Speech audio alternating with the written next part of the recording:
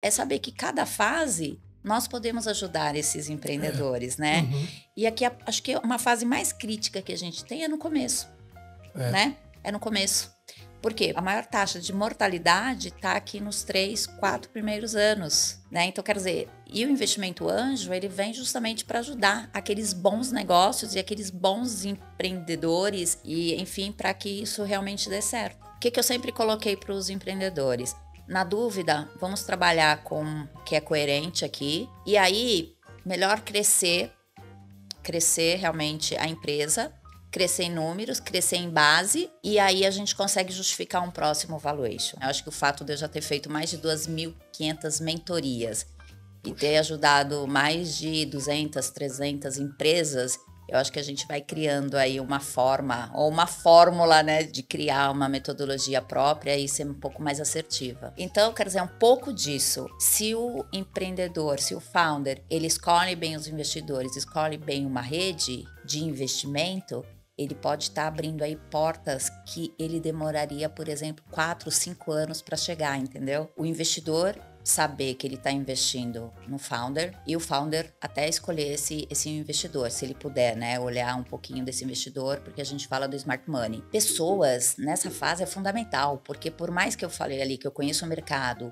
eu olhei o mercado e eu concordo, eu valido o mercado, mas eu olho se o cara é bom, entendeu? Eu olho se realmente ele tem aquele sangue nos olhos, se ele realmente tem aquela vontade de dar certo. Olá, este é o Valor Insights, um podcast da Valor Brasil, uma assessoria focada em fusões e aquisições, trazendo temas relevantes e de inovação para o mercado de fusões e aquisições. Hoje temos a graça de ter a Cláudia Rosa aqui, que eu tive a oportunidade e alegria de conhecer um pouquinho da história, que é o que vocês terão aqui hoje. O Renato, consultor da Valor Brasil. A Cláudia, né, Cláudia? Certo. Currículo muito extenso, vou fazer um resuminho aqui e a gente quer ouvir de você, né, Claro. que é a protagonista aqui hoje. A Cláudia é a maior investidora anjo do Brasil, de acordo com a Startup Awards de 2022. Portfólio de mais de 130 startups. Uau! É líder de Construtec e PropTech na Anjos do Brasil, onde nós nos conhecemos, inclusive. Co-líder e conselheira do pool da Bossa Novas, né? Pool Lady, né? Da Bossa Novas. Também sócia da CR Investimentos. Passou por empresas que você vai contar um pouco da tua história, né? Sim. Como Price, IBM. É influenciadora na rede Mulher Empreendedora e membro do grupo Mulheres do Brasil. Cláudia, obrigado por aceitar o convite. Seja muito bem-vinda. É muito bom tê-la aqui. E estamos aqui, acho que a gente já começa assim, né? Aquele gostoso... Ansiosos e aquele gostoso quebra-gelo. Eu tive a oportunidade de conhecer um pouquinho da tua história. Você é uma mulher... Eu virei seu fã. Foi um papo rápido ali. Mas tudo que você construiu e constrói é muito legal. Pelo aspecto... acho que você consegue conectar muito bem o aspecto propósito, né? Ouvir um pouco do teu propósito, você vai falar aqui, claro. E business, né? Você mesmo fala que o lucro é importante, né? O resultado é importante. Então, acho que a nossa ideia aqui é conectar toda essa tua história, trajetória, né? Teu conhecimento e compartilhar um pouquinho com quem está nos assistindo, quem tá nos vendo. Acho que começa falando um pouquinho, né? Eu que agradeço estar aqui com vocês. Obrigada. É um prazer imenso. Eu acho que bacana falar sobre um tema nichado, sobre M&A, que eu gosto bastante também, e com especialistas, né? Eu acho que aqui vou aprender também bastante com vocês. Mas falando um pouquinho da minha história, né? Acho que a gente se conheceu num evento de uma rede de investidores. E eu estava conversando com um amigo, né? Enfim, que para mim era uma das maiores referências, uma dessas empresas que eu trabalhei. E aí teve a conexão. Eu acho que aí fica a primeira dica já para todo mundo, né? Eu acho que aproveitar esses eventos e ter boas conexões, ou criar, né? Ir atrás de conexões, eu acho isso importante. Bom, eu comecei a trabalhar muito cedo, né? Eu comecei a trabalhar porque eu venho de uma família grande e tinha necessidade de trabalhar. Fazia 14 anos, tinha que já procurar emprego, né? Já tinha que começar a ajudar. Então, eu comecei realmente a trabalhar muito cedo, a trabalhar com 14 anos e comecei a dar muito valor a muitas coisas, principalmente aos meus sonhos, né? A saber de que forma que eu poderia mudar a minha realidade e de que forma que eu enxergava o mundo, né? Então, com 14 anos, eu já trabalhava período integral, estudava à noite, enfim, foi uma jornada aí muito interessante abrir mão de muitas coisas, mas também consegui conquistar várias, né? E eu vim do mundo corporativo, né? Trabalhei em grandes empresas como a PwC, né, consultoria na área de strategy, e também na IBM. Então, a IBM, em 2002, quando a IBM comprou a parte de consultoria, migramos todos para lá. Foi uma experiência muito grande também de De M&A, M&A, já no começo, que já não foi lembro. tão primeira. bem sucedida como era o sonho da IBM, né? Mas, enfim, várias lições aprendidas. E eu fiquei trabalhando por muito tempo, né? Eu acho que somando PwC e IBM, acho que foram quase 15 anos de consultoria, que se a gente colocar aí, né, que cada ano para um consultor equivale a 2, 3, eu tive experiências boas, né, em grandes empresas e principalmente trabalhar em equipe. Nos últimos anos de IBM, eu já tinha minhas 2 filhas. A minha mais nova, eu acho que ela estava com uns 2 anos, e eu senti ali uma necessidade de fazer algo diferente, de talvez ser mais dona do meu tempo, né. E também, não só isso, mas eu queria colocar para as minhas filhas algum propósito, que eu queria criar algo, eu queria realmente que a minha história fosse diferente para elas. Ali, na verdade, o que eu queria me empoderar para me empoderar as minhas filhas. E quando você Legal. trabalhar numa empresa e quando você tem filhos, né, hoje pode ser que tenha mudado, mas eu acho que muito pouco, você começa a não ser tão mais interessante, né, para muitas coisas. E eu achava que aquilo não era bacana, né, eu queria realmente mostrar. Então as minhas filhas foram minhas principais e são até hoje minhas principais motivadoras, Nossa, legal. mas também eu continuava lá com aquela Cláudia sonhadora de construir algo e fazer algo relevante. Então, em 2011, 2012 eu pedi demissão, Pediu demissão. pedi demissão, porque não me mandaram embora e eu precisava do dinheiro para investir, né. Sim. E aí eu montei o e-commerce, meu primeiro negócio foi e-commerce, foi do zero, na época a gente não tinha plataformas, a gente pagava absurdos para fazer sites, né, para fazer a parte do admin, HTML enfim, lá no. aprendi. Então assim, E essa transição já era planejada ali nos finalmente de empresa? Você já imaginava o que seria essa transição de e-commerce ou foi algo que surgiu de acordo com necessidade ali do momento? então, como eu sempre comprava muito pela internet e eu olhava um pouquinho o tamanho do nosso mercado, na época o Brasil representava 5% do que era o mercado dos Estados Unidos, né. Eu falei: "Poxa, a gente pode crescer, a gente vai crescer muito, né, acho que a gente vai ter uma transformação muito grande aqui no e-commerce". Mas também era alguma coisa que eu gostava, porque eu comprava tudo pela internet. Eu comprei geladeira, eu comprava máquina de lavar, eu saía medindo as coisas, né, eu comprava tudo, tudo que vocês possam imaginar, roupa para as minhas filhas, enfim. Eu tinha medo de comprar roupas, naquela época a gente não comprava muitas Uhum. roupas de fora, né.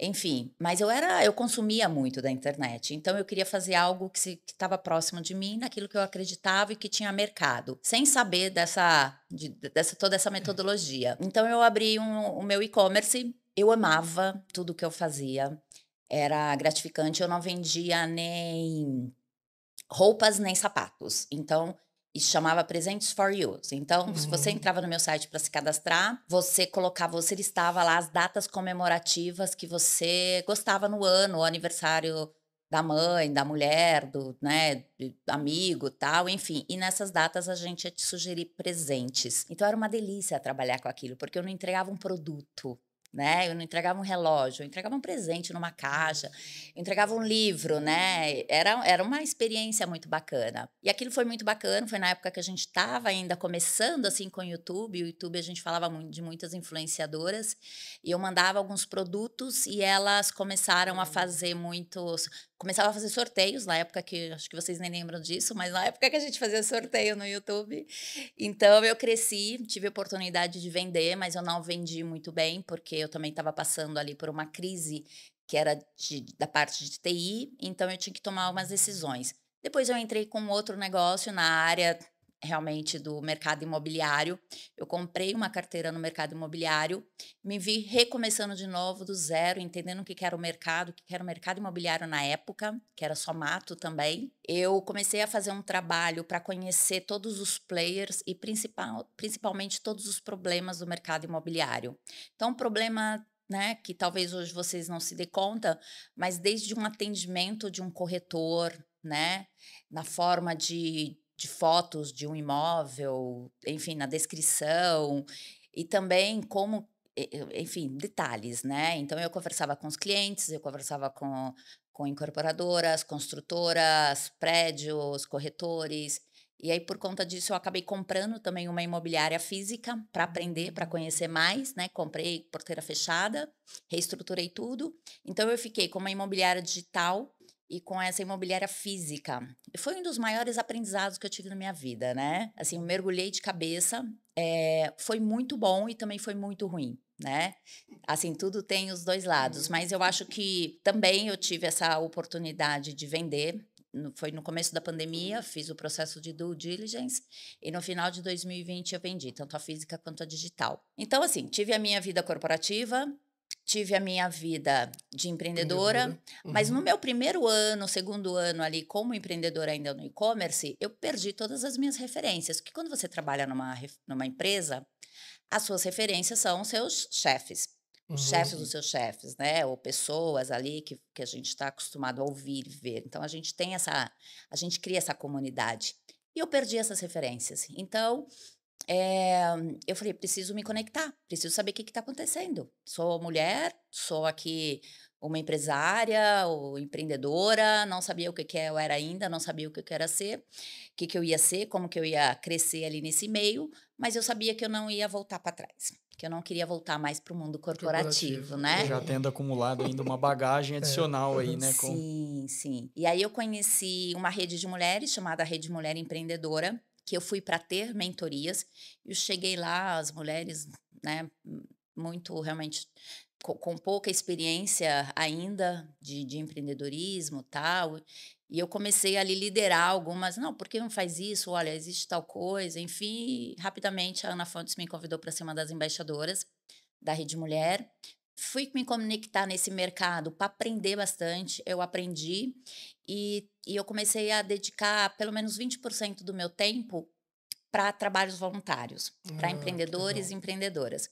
Isso já foi mais ou menos 2014. Quando foi 2015, eu já participava de vários eventos, né, como mentora realmente, e aí eu conheci startups, né? E aí quando eu realmente me deparei com uma moçada lá desenvolvendo soluções, falando sobre, a gente falou um pouquinho antes sobre pitch deck, né, montando ali o pitch deck.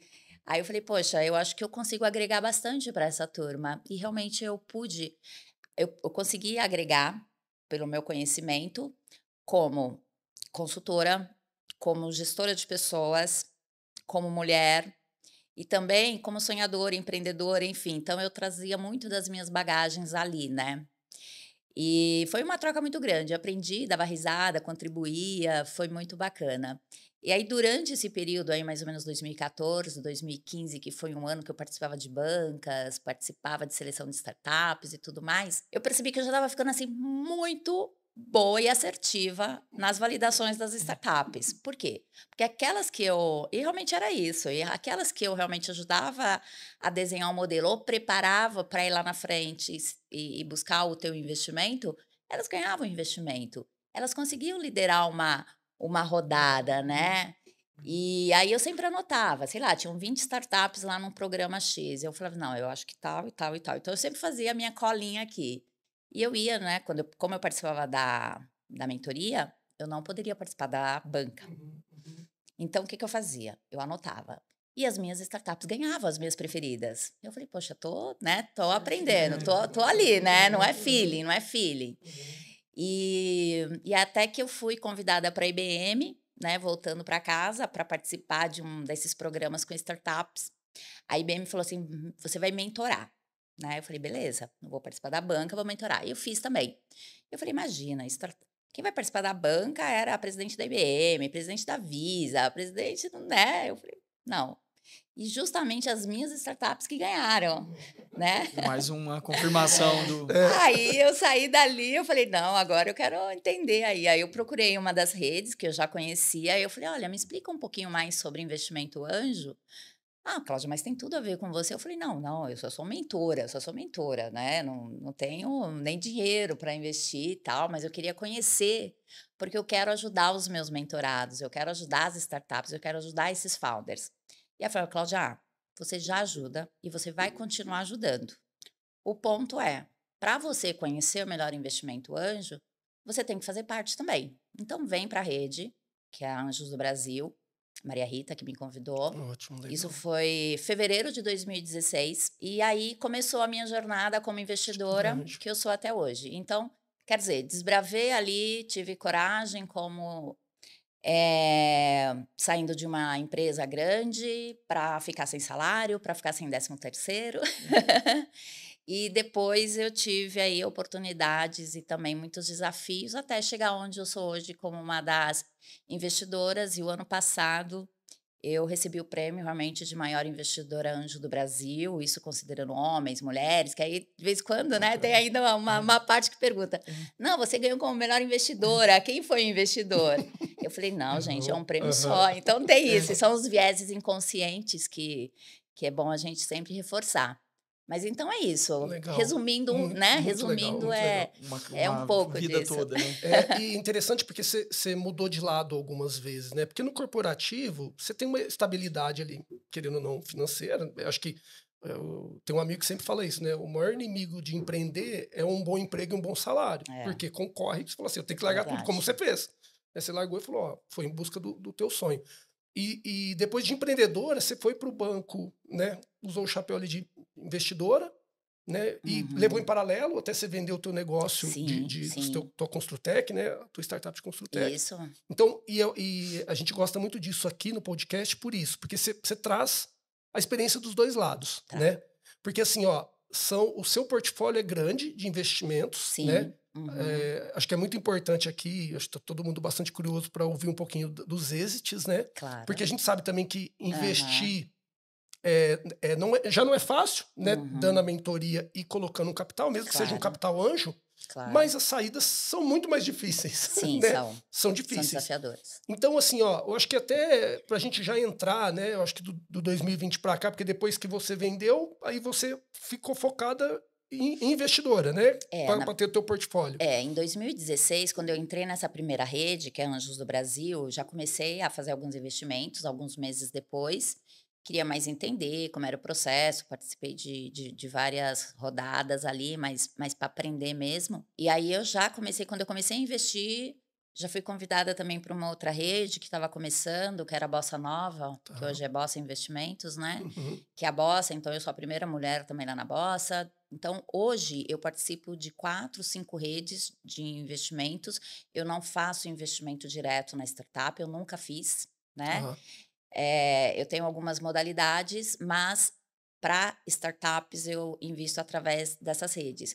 Então, é um pouco falando, né, a gente vai falar de tese um pouquinho, até para o pessoal entender, a gente vai falar de M&A, e até olhando um pouquinho o meu portfólio também ele acaba sendo grande por conta disso, porque eu invisto em algumas redes que tem fundos.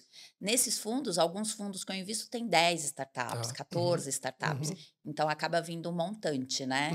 Mas, enfim, é uma quantidade ainda significativa. Eu sou bem ativa como investidora e também como mentora em todas essas redes. Por isso, você continua fazendo os investimentos via rede e a mentoria, que é um ponto-chave. Você continua tão assertiva quando você começou hoje? Eu sempre fui muito criteriosa, né? Eu sempre fui muito criteriosa e eu nunca fui assim poxa, tem empreendedor que já me encantou no primeiro minuto e acabei investindo, mas isso é muito raro, porque eu sou muito criteriosa para investir. Eu gosto de realmente analisar e, principalmente, ver se eu consigo agregar, se eu consigo ajudar, né? Se eu consigo realmente acompanhar.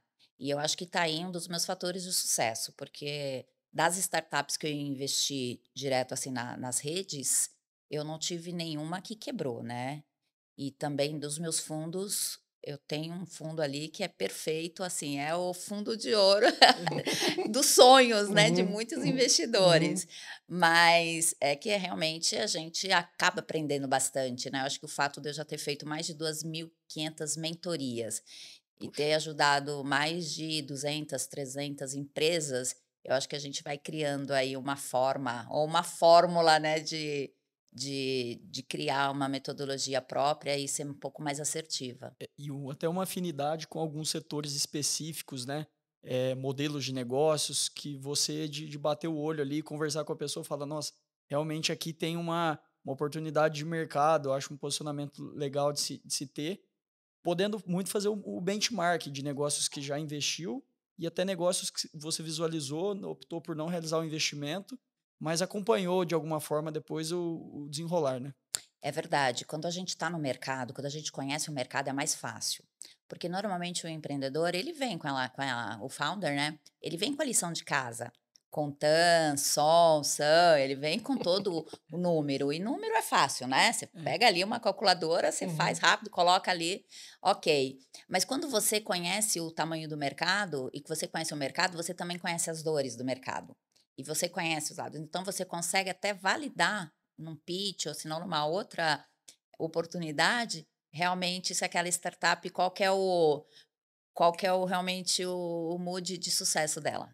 A gente é bastante procurado para discutir, para debater e apoiar na parte financeira, né, nas Uhum, negociações que a gente participa, mas a gente sempre fala que é um ponto bastante recorrente, se não o principal, de onde os fundos, as empresas olham antes de investir, é na própria pessoa que está liderando a companhia, né? certeza. Porque em muitos momentos ela precisa pivotar o negócio, Uhum, então a pessoa em si às vezes é tão importante quanto, se não mais importante do que os números atuais da uhum, companhia. uhum. Isso procede? Para investimento anjo é 100%, tá? É muito importante o investidor saber que ele está investindo no founder. E o founder até escolher esse investidor, se ele puder, né, olhar um pouquinho desse investidor, porque a gente fala do smart money. Pessoas nessa fase é fundamental, porque por mais que eu falei ali que eu conheço o mercado, eu olhei o mercado, eu concordo, eu valido o mercado, mas eu olho se o cara é bom, entendeu? Eu olho se realmente ele tem aquele sangue nos olhos, se ele realmente tem aquela vontade de dar certo, né? As founders, né? Eu gosto muito, a gente vai falar um pouquinho disso, mas eu gosto muito de startups de mulheres, porque as mulheres elas vêm com muita consistência naquilo realmente que ela fez, naquela que ela desenhou, entendeu? Não fica, não vem oco, não vem, né? Então, é muito pelo contrário. Normalmente eu já vi muitos casos que eu falava para as founders: olha, esse mercado teu tem muito mais opções. Eu acho que aí você tem que olhar. Não, eu sei, mas a gente pensou, talvez daqui a 3 anos. Eu falei, não, é agora, né? Então tem isso também que a gente acaba criando esses insights aí para. E são aprendizados, né? Demais, demais. Você tem talvez, é que me veio aqui um exemplo, até se teve êxito dessa jornada, não sei se você quer, mesmo que você não cite o Pode nome, falar, talvez pode da falar. startup, Uhum, que você conte um pouco desde a tua mentoria e o teu investimento via o Hub mesmo, uhum, e a saída. Porque a gente também percebe muito isso, né, Renato? O perfil, a gente tem aqui no podcast perfil investidor, perfil uhum. empreendedor, Sim. mas o perfil investidor, às vezes, não tem tanta experiência e contato com essa trajetória Uhum, inteira. Então, se entendi. você tiver alguma que você lembra assim de cabeça, Não, você puder vou falar. falar, eu tenho paixão por todas as minhas Sim, sim, startups. não pode, né? Não pode Eu escolher uma tenho, eu só, né? Coloca Aqui um via. filho, né? Não, Pô, não, você mas escolhe um assim, filho. não, mas acompanho. Eu sou uma investidora que eu não olho só número. Então, assim, Ativa. as minhas primeiras investidas, eu já tive exit, né? Foi mais ou menos 2021, foi um boom aí que nós Tá, tivemos no sim. mercado, foi até Valuation. M&A. Eu Uhum. tive eu tive as minhas startups. Mas eu tenho uma que eu conheci dos primeiros pitches, o primeiro pitch que ela realmente ia ganhar, receber o aporte. E eu me encantei com o empreendedor, né, eu me encantei com o jeito dele, eu achei ele, que ele ia ser algo, que ele ia criar algo, mas o modelo de negócio eu também via que a gente que era complexo em algumas coisas, mas que eu gostei muito do empreendedor e, enfim, fomos 14 investidores, né? Eu não liderei, era meu primeiro investimento, então não liderei a rodada, eu acompanhei ali, mas eu pedi para ficar próxima. Eu falei, deixa eu ficar próxima que eu quero aprender. E aí eu fiquei próxima tanto acompanhando o processo de crescimento dessa startup, mas eu também fiquei muito de olho olhando o comportamento dos founders, né?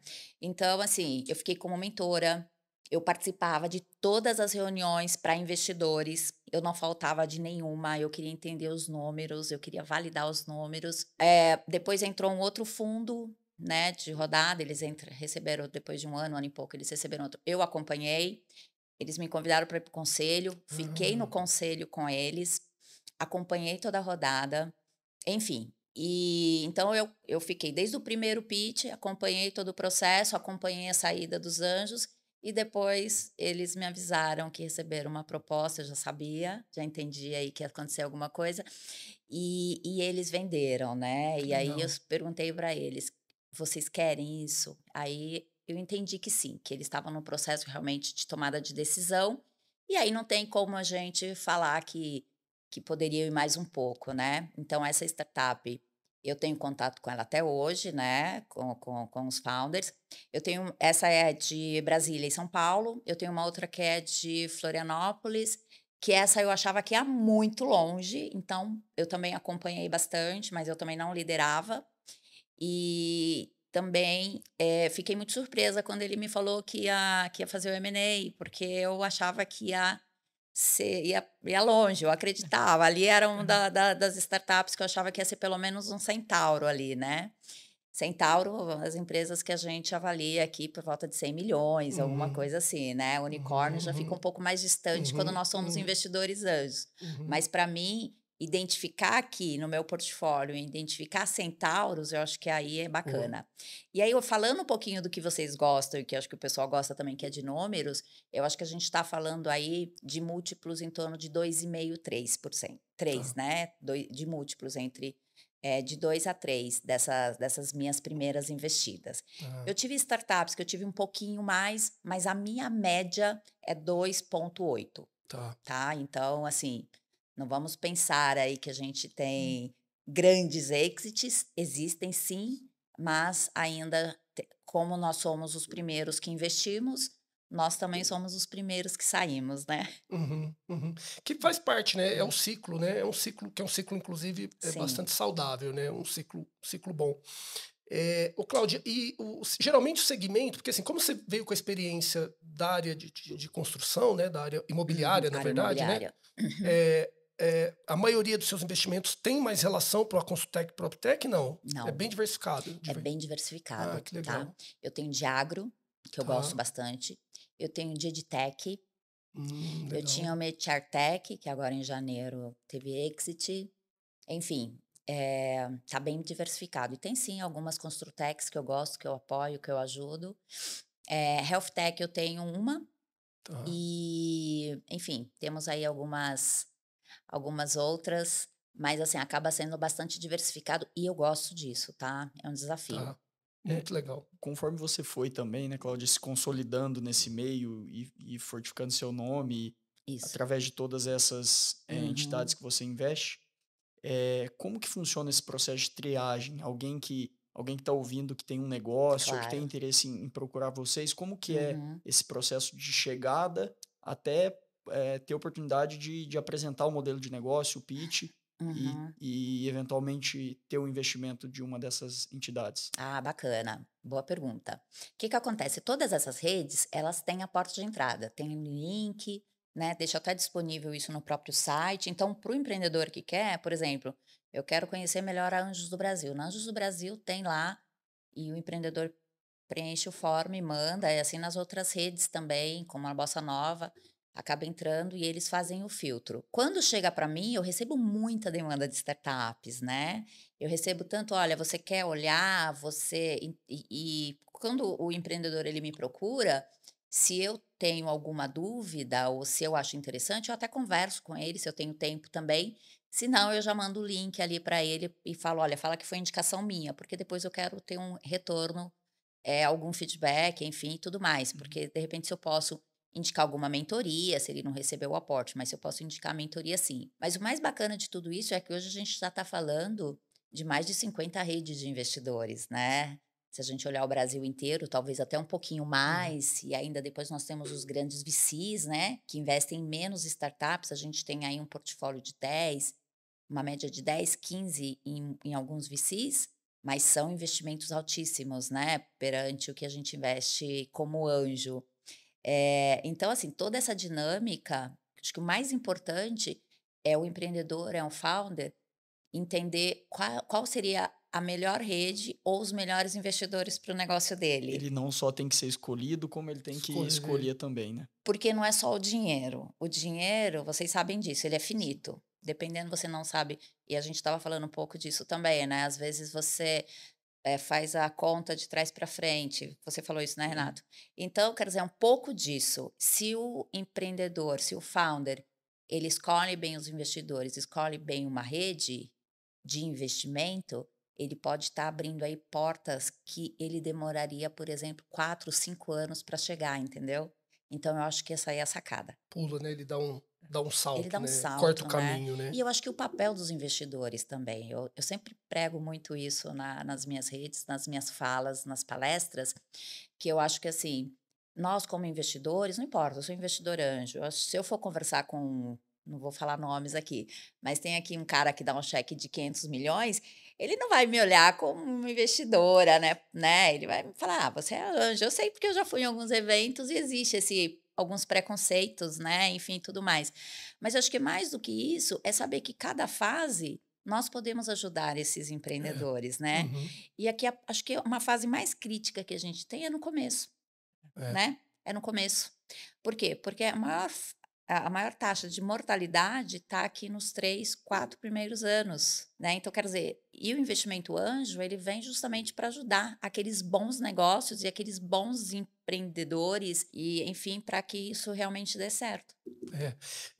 Eu lembrei de uma fala tua, eu não lembro exatamente onde eu ouvi, que é esse intangível, né? Porque assim, o financeiro realmente é finito e é tangível, mas tem um intangível. Eu lembro de uma Isso. fala tua que você comentou que uma empreendedora que você estava dando mentoria estava meio atrasado com as metas, estava mudando de cidade, e quando você foi meio conversar com ela e cobrar, ela entrou no assunto um pouco pessoal e você foi no assunto pessoal, ou seja, você desencanou Eu de desencanei. pedir as metas. Aquilo me chamou a atenção, porque assim, Jura? se você pensar Aham. só com o olhar de investimento financeiro, você poderia muito bem É, ter falado, ó, volta, exato. volta semana que não, Uhum.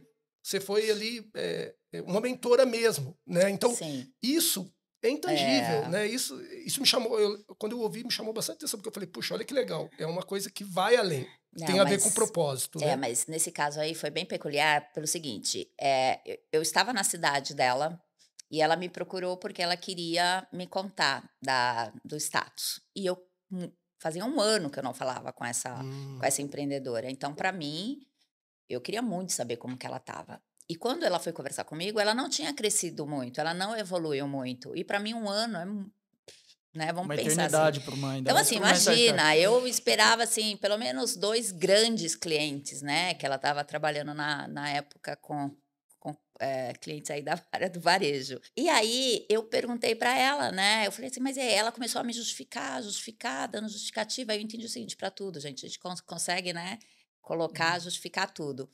E aí ela começou a entrar nos problemas não, questão pessoal que ela estava. E aí eu falei: "Bom, então eu não vou conversar sobre o negócio, porque nem ela tá conduzindo o negócio, é, então para que que eu vou conversar?". é, Aí eu fiquei conversando com ela realmente sobre a cidade que ela estava, como que estava lá e tudo é, mais, né.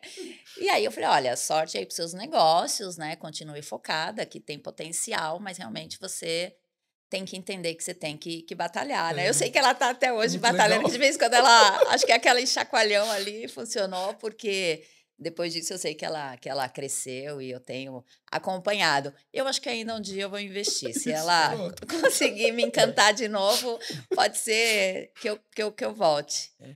Eu ia até pegar o gancho, complementando uma questão que você falou, sobre a gente vê muitas entrevistas, às vezes, pessoas que fizeram negócios e depois publicamente declararam que não era o maior cheque, foi escolhido muito por identificar essa afinidade e entender que ir além do capital financeiro, né? O Sim. capital humano, toda a bagagem, a sinergia que poderia gerar era muito maior.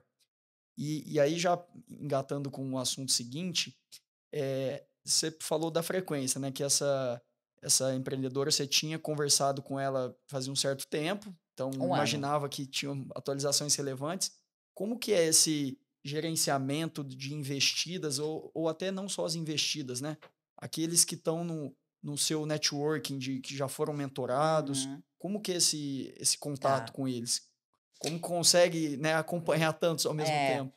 No caso, essa daí nem era minha É, investida, tá? Eu tava uma de olho. mentorada, Eu assim. participei de uma banca e validei, enfim, votei nela, enfim, fiquei torcendo, né? E aí, quem sabe, depois, futuramente, eu poderia até investir, mas ela precisaria de uma mentoria e eu não conseguiria dessa mentoria, então eu acompanhei. Mas esse time ali é importante, que esses empreendedores entendam que precisa desse time, desse crescimento. O maior benefício para o empreendedor e para o investidor está realmente na relação, no que pode trazer de ganhos, né? Então, eu acho que aí a gente tem que tentar trabalhar muito bem essa questão de quem vai investir, como vai investir, mas principalmente esse olhar, Renato. E eu acho importante que, assim, não é só investimento. Eu acho que, assim, investimento, você coloca o dinheiro, você sai. Mas quando você coloca o teu dinheiro, mas você também acompanha, e principalmente você acompanha as dores. Não é porque o cara recebeu um cheque de 1 milhão, 2 milhões, 3 milhões, que tá ali, tá É, sossegado. O que eu falo é o seguinte: olha, agora a régua, né, subiu a Descobre. régua. Então eu Uhum. falo para os meus founders sempre isso, né? E eu acho que hoje a gente está com o ecossistema mais maduro. Eu acho que a gente já tem muitas lições aí aprendidas. Eu vejo founders muito. Já vem com a lição de casa. Quando vem, por exemplo, para conversar comigo, já sabe quem eu sou, já sabe como que eu gosto de investir, já vem com uma lição de casa, já vem falando algumas coisas. Olha, no meu cap table tem. Como é que é? No meu contrato social tem mulher, no meu cap table tem já foi investidoras. preparado para Ele te já vem conquistar. preparado, eu Uhum. acho fantástico isso. Então eu fico, assim, muito feliz de saber que a gente está evoluindo, a gente tem muito ainda que fazer, mas a gente tem, assim, muitos materiais, muitas informações, e o ecossistema ainda tem muito que crescer aqui no Brasil. Muito legal, muito legal. Um tema também, Cláudia, que acho que é muito, muito interessante você poder partilhar com a gente, valuation. Né? Você está Valuation. falando aí mais de 100 investimentos. E Uhum, sempre um desafio. Parece até que é sempre. antagônico, né? Valuation e startup são coisas. Né? Porque, assim, para alinhar Uhum. isso é difícil, né? É difícil. Método, enfim. O que você tem para dizer em termos de tipo de avaliação, precificação de ativos? E aí nós estamos falando de early stage mesmo, né? Tá. Que Uhum. vocês têm, você tem utilizado, os hubs que você investe tem utilizado. Se você puder compartilhar um É. pouquinho. O que acontece? Quando a gente está falando de redes, nessas redes já tem a própria equipe que valida tudo Tá. isso. Quer Uhum. dizer, eu tenho filtro ali das pessoas que vão validar todo o material, fazer um processo de due diligence ali da startup, conferir tudo e também conferir o valuation que ele colocou, né? Tá. O que a Uhum. gente sabe é que esse valuation ele pode ter um desconto ali para, dependendo da rodada, dependendo do que ele está querendo. Mas assim, num primeiro momento, quando eu ouço o pitch e no pitch que a gente já consegue estruturar a startup ali, já visualizar e vem aquele valuation tem duas formas da gente ver. Ou o valuation confirma tudo que o founder falou, né, que os founders falaram, ou o valuation ele é um sonho. Uhum. Né, então, e aí nós como investidores, a gente fala: "Poxa, tá muito elevado, né, não tá coerente", e também olhar qual que seria a, sei lá, a vontade ali dos founders realmente de rever o valuation. Mas o que eu vejo? Eu vejo até 2020, a gente vem sempre investimento é anjo assim, né, a gente investe numa fatia pequena e o valuation também, a gente está falando de dos primeiros, né, Uhum. discursos ali de valuation. Então, isso para a gente era importante ter, tá? Então, o que que eu sempre coloquei para os empreendedores? Na dúvida, vamos trabalhar com o que é coerente aqui, e aí, melhor crescer realmente a empresa, crescer em números, crescer em base, e aí a gente consegue justificar um próximo valuation. Então eu sempre colocava isso para os empreendedores e para os founders, e a gente sempre estava com essa discussão. O que, que aconteceu em 2021, que vocês sabem melhor do que eu? Nós tivemos um boom, né? Startups que, por exemplo, teriam um valuation de 7 milhões, 8, no máximo assim 9. Eu comecei a ouvir 20, 18, 20 e tantos. E o mercado estava, né, estava comprando, o mercado estava fazendo. Uhum. E aí foi muito difícil, foi muito difícil. Então, trazer isso, né, para o valor presente, para a realidade, tá sendo difícil, ainda é um desafio para todo mundo. Mas a questão do valuation, eu acho assim, para quem está começando, a gente tem que trabalhar algumas métricas realmente de receita, trabalhar, olhar isso de uma forma mais realista possível, mas também tem algumas coisas que são qualitativas, que são os meus potenciais. Então, se eu tenho muito potencial, se eu acredito, se eu tenho um time que vai entregar, eu posso justificar isso no meu valuation. Então, eu posso usar a métrica lá de multiplicar o meu faturamento por 10, por 12, por 15, mas eu posso justificar isso não só com os números, mas eu posso justificar isso com os meus qualitativos também, que eu acho isso importante.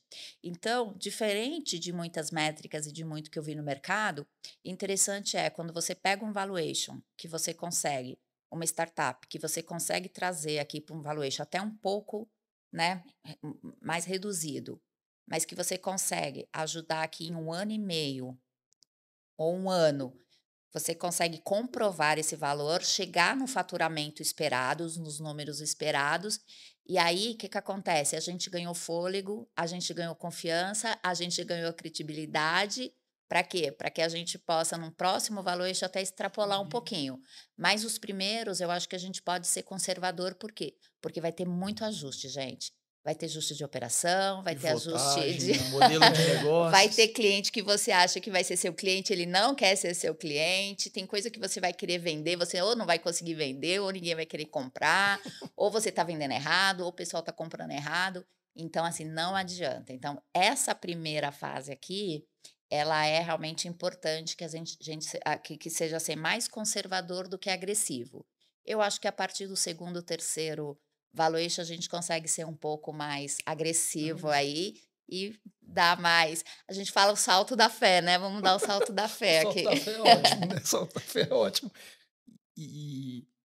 Assim, esses ciclos, né, que eu acho que o mercado se autorregula aí de euforia e aí alguns momentos depois de correção e até de entendimento de que se estavam exagerando tanto nas pedidas como Uhum. também os próprios investidores um pouco pagando coisas É. injustificáveis, né? Tá ligado a esse amadurecimento dos empreendedores, dos founders e dos Sim. próprios investidores, né? É.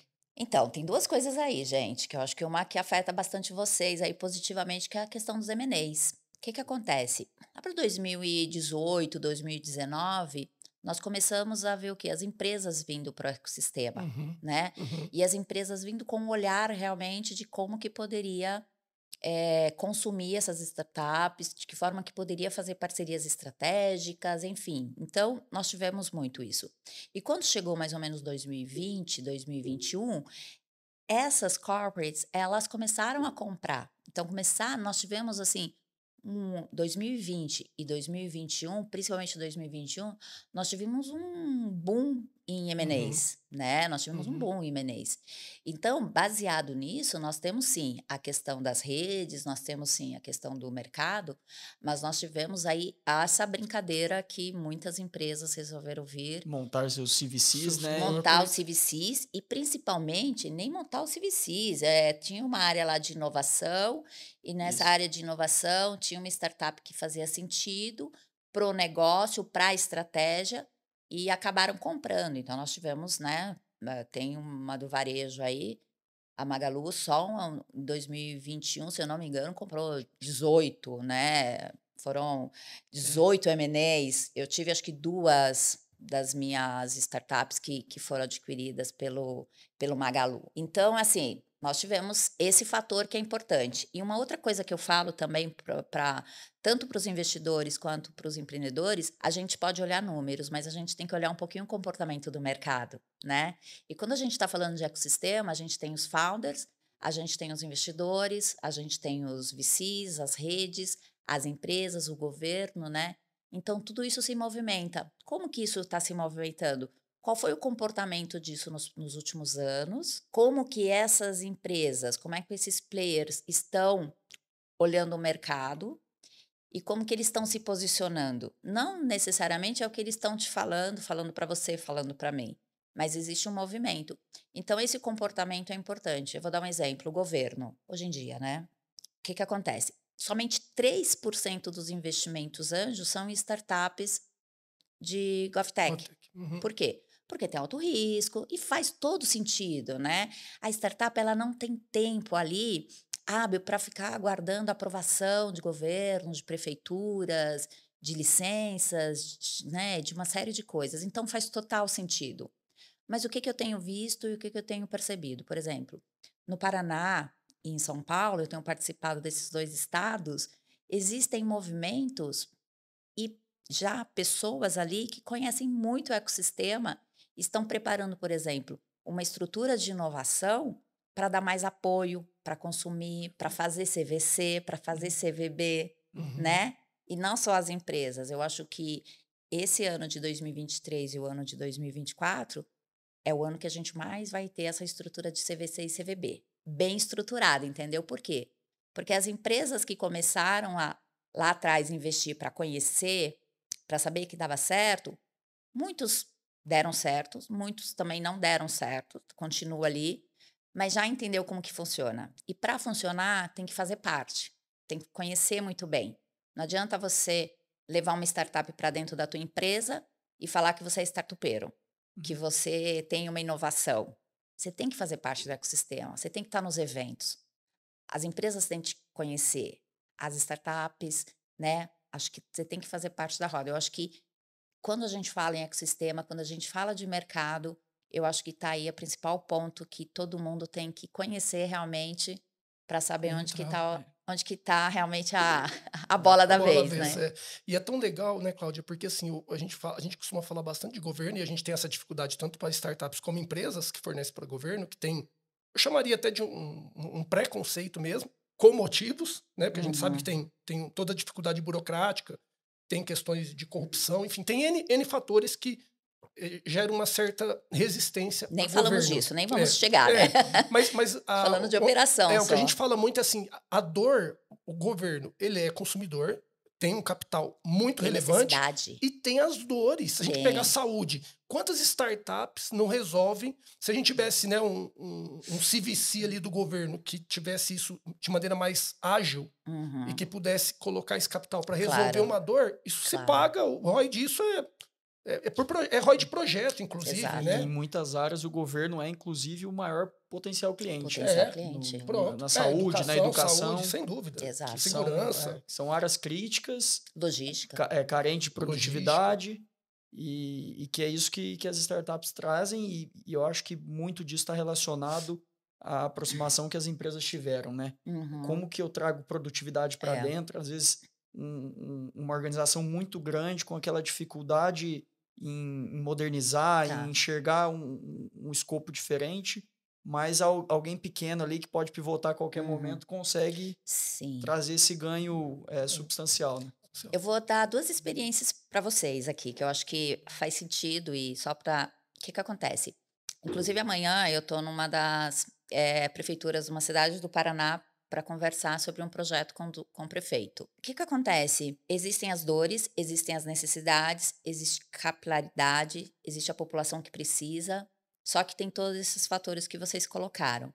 Então, quando eu vou conversar com eles, esse prefeito, essa prefeitura, eu já estou mais ou menos há 1 ano e agora eles querem retomar esse assunto, o meu ponto, eu sou extremamente técnica, eu não sou política, eu não tenho um partido, eu olho sempre o seguinte: qual o teu objetivo em criar um centro tecnológico, um CVC, né?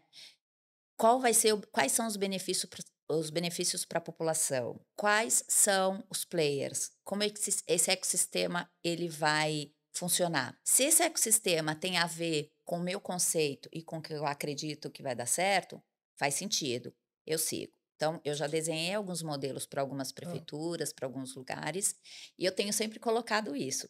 Porque se o interesse for mais, por exemplo, reeleição ou qualquer coisa político. assim, saiu completamente. Uhum. E outra coisa, fazer só para dar aquela explosão, aquela imagem, sair também, você sabe que isso não funciona, né? Então tem que ser coerente, porque eu também quero indicar as minhas startups para fazerem sentido. Eu tenho startups de agro, se fizerem parcerias com algumas prefeituras e se realmente fluir do jeito que deveria, vai ter um ganho de escala gigantesco, né? E benefícios para a população, benefícios para muita gente. Então, do lado de prefeituras e de governo, eu tenho trabalhado dessa Muito forma. Eu legal. tenho colocado qual que é a minha visão, o que que eu acredito, como é que a gente consegue crescer. Eu tive uma outra situação que me procuraram também para fazer um evento, para a gente crescer, como que a gente poderia evoluir em alguns temas. E eu amei, porque tinha muito a ver também com o meu propósito, com o que eu faço, com tudo. E aí eu fiz uma pergunta. Eu falei assim: mas esse evento, essa situação, é para te promover ou é algo perpétuo, né? É algo que realmente vai ficar? Aí respondeu: não, primeiro é promover, né? E segundo, realmente porque eu sinto essa necessidade. Eu falei: então foi o seguinte, vamos pensar um pouquinho e ver se você quer inverter a ordem. Se você achar que é interessante, primeiro, criar uma visibilidade e demonstrar realmente interesse. Ok. E depois a tua imagem vem junto. Se Natural. pudesse Uhum. assim, ok, né. Então, eu me coloco, assim, numa situação de sempre olho as pessoas, eu sempre olho os empreendedores. E eu não estou tão preocupada, assim, com a minha imagem, eu não preciso me associar, tá. Até porque eu não ganho muito com isso, né. Uhum. Todo esse Uhum. trabalho Uhum. que eu faço, muitas coisas foram voluntárias. Então colocar isso dessa forma, eu acho que é importante, mas eu acredito sim que a gente está tendo governos, né, mais interessados em conhecer até pela necessidade, e eu acredito muito que é que está sendo puxado. Uhum. Tem alguns que não estão vindo porque, né, estão desbravando, é que estão sendo puxados pela necessidade ali e ver que algumas soluções, por exemplo, como algumas edtechs e algumas logitechs e algumas agritechs fazem total sentido, né. Então eu acredito muito nessa via ainda. Muito legal. Você fala bastante, né, Cláudia, de mercado, né? Uhum, Inclusive para os empreendedores é uma das coisas que você olha muito, né? Desde a tua trajetória, né? sim, Você viu o sim. mercado, né? Para Uhum. do teu e-commerce você via mercado ainda mais hoje como investidora. O que que você vê um pouco assim para futuro? Quais mercados? Porque assim a gente sabe que tem mercados que é meio moda, né? É, Alto, baixo. sim, né. Como que você vê? Por exemplo, você é líder de Consultec, Proptec na Uhum, Anjos do Brasil, então uhum, talvez esse como que está o futuro para esse mercado? uhum. Quais mercados você vê como mais promissores? Que aí traz tanto os empreendedores como os investidores. O que que você comentaria aí que você está vendo? Bola da vez que está todo mundo falando é de inteligência artificial, Uhum. É. né. Todo dia, todos os dias tem aparecido, assim, sei lá, 5, 10 novos negócios. Eu já tenho olhado, eu tenho uma startup de inteligência artificial, que eu só sou mentora deles, eu não sou investidora Uhum. ainda, tem 4 anos que eles me que É, eu acompanho de inteligência artificial na área da saúde, que eu acho que esse que é um player bacana, porque a gente tem ganho e é o que vocês falaram também. Existe a necessidade, existem as dores. Eu acho que na parte, então, da saúde, usando a inteligência artificial, a gente tem muitas coisas tá. também. A gente tem a inteligência artificial mudando aí o modo da gente se relacionar, né, da gente fazer análises e tudo mais. Então, o quanto isso vem de comportamento, então é uma tendência ali, ainda olhando, isso da melhor forma que isso vai ser agregado para o negócio, né, existem alguns mitos. Mas agritech, para mim também, a parte de agro, eu acho que a gente tem evoluído e tem muitas coisas interessantes, tem muito mercado. O que eu acho que vai manter flat, assim, que não vai ter um boom ainda, provavelmente Construtec. A gente tem uma demanda gigantesca no mercado, a gente tem excelentes startups, mas eu acho que ainda por conta do mercado, por conta da forma que a gente está e tudo mais, não vai ter um mercado que vai ser assim de explosão agora. EdTech, a gente tem uma quantidade gigantesca, Lautecs, então quer dizer, a gente tem aí algumas startups, alguns segmentos que seguem flats, mas se a gente for destacar alguns, a gente vai ter health techs, a gente tem agritechs e a gente tem essas startups principalmente de inteligência artificial aí, que eu acho que ajuda e contribui aí em vários segmentos. Muito legal. A inteligência artificial ela acaba sendo matricial, né? Que ela entra Ela em é todas as cross. áreas. Eu ia te fazer uma pergunta em relação até à avaliação dessas startups. Pensando um pouco no futuro, você acredita que a IA, né, a inteligência artificial, ela pode valorizar o ativo? Podemos falar de, como você deu um exemplo anterior, o qualitativo, ter IA é um qualitativo que aumenta o valuation, e também outro aspecto que também é bastante relevante de ESG, por exemplo. Ah, sim, Né? perfeito. Você acha que isso, ESG... Sim. Vamos pegar os dois, né? Porque Tá. tem vários. Porque também ESG também ele é matricial, Sim, né? ele é matricial, Ele ele é entra em cross. todos os segmentos. Você acha que isso tem a ver com, principalmente, aquecer mais mercados, ou seja, ter mais atratividade para o mercado que tem IA e tem ESG, e também, automaticamente, os ativos valerem mais? Eu acho que sim. Há um tempo atrás a gente falava o seguinte, sei lá, tempo atrás, há 20 anos atrás, você já falava de BI, né? O quanto os BIs eram importantes para o negócio, o quanto você realmente ter uma base de dados, né? E quando a gente está falando bastante de Big Data e tudo mais, a gente tem uma evolução de tudo isso com a IA. Então, eu acredito o seguinte, se a gente evoluiu tanto com as análises, Big Data e tudo mais, a gente vai evoluir muito mais com inteligência artificial. O ponto é como usar.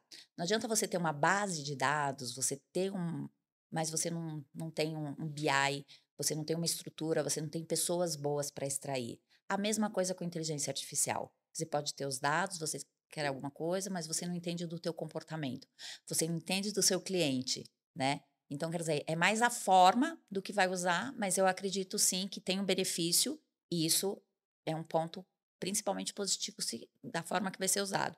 E quando a gente está falando de SG, a gente estava falando bastante o ano passado, ano retrasado, né? E esse ano trocou um pouco SG por IA. Mas assim, SG é extremamente importante para a gente, para nós aqui, para tua casa, para minha casa, né? A gente tem que pensar nessa questão de sustentabilidade o tempo todo. A gente está formando gerações que vêm olhando essa questão, né? E a gente precisa, é para nós, né? É para nossa sobrevivência e da espécie. E quando a gente fala em SG olhando governança, o quanto governança corporativa é importante para as empresas. Para vocês, por exemplo, quando vocês vão analisar uma startup, um negócio, quando vocês conversam com os empreendedores que têm uma estrutura bacana, que tem uma governança, não é um diferencial? Com certeza. Não, você já fala, poxa, dá toda a credibilidade. É a mesma coisa.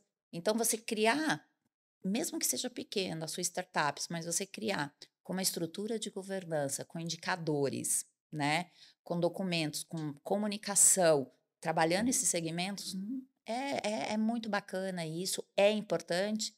E a gente sempre fala, na consultoria, a gente sempre falava de qualidade na fonte, né? É quando você começar a fazer alguma coisa, você faz bem feito. Depois você cria consistência, você cria uma disciplina. Mas é importante trabalhar ESG no início e olhar de que forma que a gente pode trabalhar a questão de ESG. E um outro ponto aí que eu acho importante também, que é a questão de diversidade, né? Então, está falando de inteligência artificial, ESG e também a diversidade no teu time, na tua equipe, que eu acho que são fatores fundamentais. E as startups que pensam nisso, os founders que realmente acreditam nisso, eles têm valores diferenciados no mercado. É muito legal. E é legal, você deu um exemplo também que eu tinha ouvido de você já, eu achei legal, né? Que você fala, quando alguém te procura e no cap table não tem investidora ou não tem a founder mulher no time, você fala, volta, faz a lição de casa e depois vem. Eu já fiz isso, eu já fiz isso. Eu conversei com um empreendedor e eu gosto dele, gosto do negócio dele, mas eu falei, olha, você precisa realmente, você vai trabalhar teu time agora. Ai, vou, Cláudia, eu preciso montar um time. Eu falei, então, olha, você precisa ter uma mulher no teu time. Quando você tiver uma mulher no teu time, aí você volta a falar comigo. Né? E ele Muito fez. legal, Não fez. deu 2 meses, ele voltou, mas ele voltou com uma mulher maravilhosa, assim.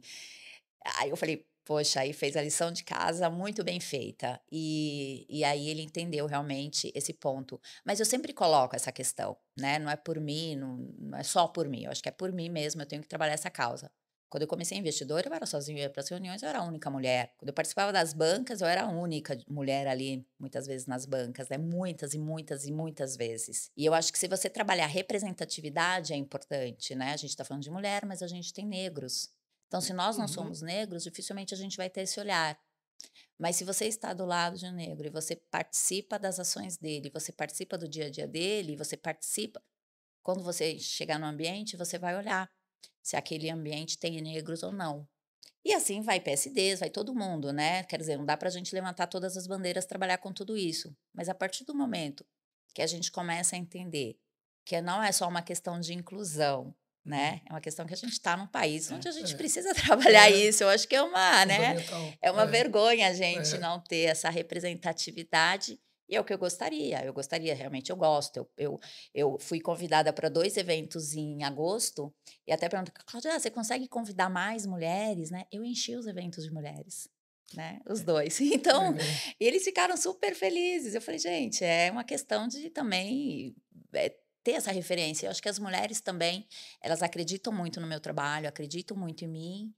E muitos homens também. Então, quer Uhum. dizer, eu convido homens, convido mulheres, eu não tenho essa diferença, essa diferenciação.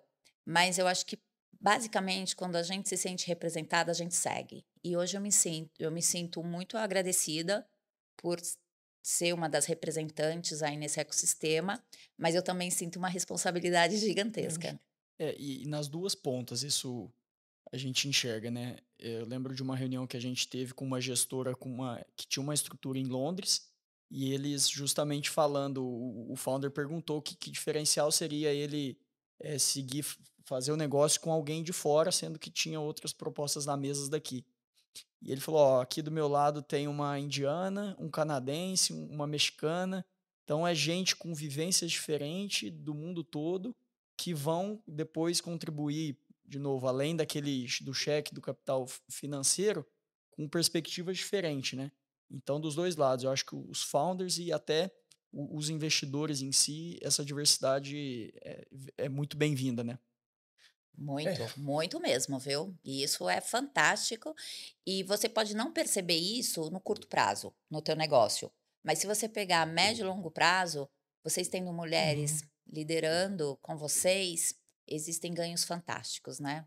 Hoje mesmo saiu, ontem ou hoje saiu uma matéria na Forbes falando no mercado feminino, trilhões, e como que você pode agregar. Eu acho que o poder da mulher na economia, ela já vem de muitos anos, né? Há muitos anos, a mulher, ela já define, por exemplo, o carro da família, né? Ela já define casa. Então, assim, há muitos anos a gente já tem esse movimento. Só que a mulher, ela não tinha voz. As mulheres, elas estão migrando. Então, quer dizer, então está sendo feito um trabalho muito grande, consistente. E eu acho que, assim, uma coisa que eu acho sempre importante, acho que vocês que já me ouviram, já ouviu isso em falas, e quando a gente contribui com uma mulher, essa mulher ela trabalha muito a comunidade, né? Ela faz o give back muito, muito bem. Então, enfim, eu sempre coloco isso como para as startups e para os negócios, não necessariamente você tem que contratar mulher, você tem que contratar a mulher se ela realmente é, tem o perfil para o cargo e tem, né, faz sentido ali para a tua estrutura. Não contratar por contratar. Mas a partir do momento que você contrata uma boa líder, aí realmente você vai ver em médio e longo prazo aí resultados fantásticos. Eu É mesmo. acredito muito nisso. É, te acredito também. Muito legal, muito legal. Veja, daria pra gente ficar aqui Pois é, horas e né? E horas, né? falamos, né? Horas e horas. Mas, assim, o nosso tempo aí também acho que tá finalizando. É muito bom te ouvir. É Uhum. muito, muito bacana. Eu queria, assim, te convidar, se quiser fazer uma fala final. Eu acho que falar um pouquinho para empreendedores, né? Dar o teu recado, como Cláudio, desde o aspecto que a gente acabou de falar, Claro, claro. aspectos de propósito, Uhum. como aspectos técnicos também, para Cláudia investidora, né? Para tirando um pouquinho o chapéu de investidora também, para Cláudia, né? Nossa. Alguma dica cultural aí, recomendação de leitura, de coisa que você tenha assistido, lido, ouvido. Tá, primeiro eu gostaria de convidá-los para assistir o Ela Invest, que está disponível no YouTube e no canal de TV, no canal Marketing, que é o meu podcast, videocast, super bacana. E também eu quero principalmente colocar que é importante a gente realmente ter vida além do trabalho, né? As minhas filhas, elas sempre colocam isso, mamãe trabalha o tempo todo, né? E realmente eu gosto de desligar. Eu acho que assim, assistir bons filmes, se dedicar à família e cuidar da sua vida e cuidar da sua vida espiritual. Eu acho que isso também é super importante. Poucas pessoas falam. Eu acho que a gente tem que estar em paz com a gente. Acho que a gente tem que buscar isso. Isso a gente só consegue quando a gente tem Deus dentro da gente. E encontrar essa sintonia e saber que tudo tem Ele, principalmente tem Ele, primeiramente tem Ele, eu acho que é importante para os seus negócios. E aí a leitura que cada um quiser, eu acho que vai aí, mas principalmente entender o seguinte, assim como você cuida dos seus negócios, cuidar da sua espiritualidade e da sua família também. Eu acho que isso não tem dinheiro e não tem negócio que supere você ter uma família feliz e você ser feliz também. Eu acho que essa é a principal dica. Legal, muito legal. Parabéns, viu, Cláudia? Eu realmente, assim, quando a gente conversou, eu pensei, né, da gente ter esse momento, realmente foi um momento muito gostoso, é muito bom, né? É muito bom ter esse clima bom. Né, você tem uma história muito boa, né, que une, né, tudo. Obrigado por ter compartilhado histórias. Eu que agradeço o convite. Ter dado tantas dicas, né, para quem nos assiste e para quem nos ouve. Realmente foi um prazer tê-la conosco. Espero termos outras oportunidades. Né? Vamos fazer uma série. Fazer uma série, isso. Mais êxitos, né? Mais êxitos. Mais propósitos, né? Mais M&As, olha. Eu posso pegar, indicar umas startups aqui, ó. Olha, vocês trazem mais negócios, eu ajudo a crescer e coloco para eles fazerem o M&A. O que vocês acham? Isso, perfeito. Fazemos um tripé, funciona perfeito. Tá certo, gente. Eu que agradeço. Parabéns para vocês também. Legal, muito obrigado. Agradecer quem tá com a gente aí assistindo, né? E ouvindo. Convidar para curtir, né, o nosso canal, o nosso conteúdo no site, o nosso e-book e todo o material que nós temos nas redes sociais. Foi muito bom estar com você. Muito bom, Renato. Obrigado. Obrigado, privilégio aí, Cláudia, e sucesso para você. Para nós. E até o próximo podcast Valor Insight.